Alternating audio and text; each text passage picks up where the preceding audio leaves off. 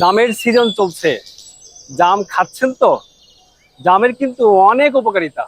যাদের ডায়াবেটিস তাদের জন্য জাম তো একদম ঔষধ হিসেবে কাজ করবে।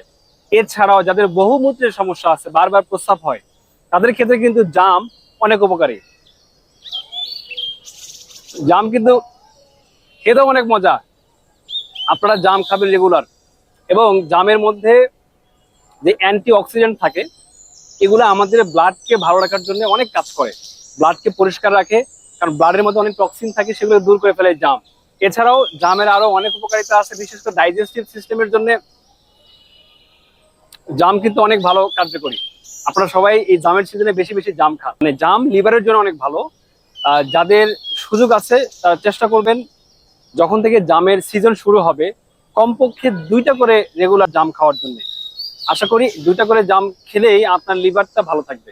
লিভার ভালো রাখার জন্য জাম বেস্ট। ধন্যবাদ।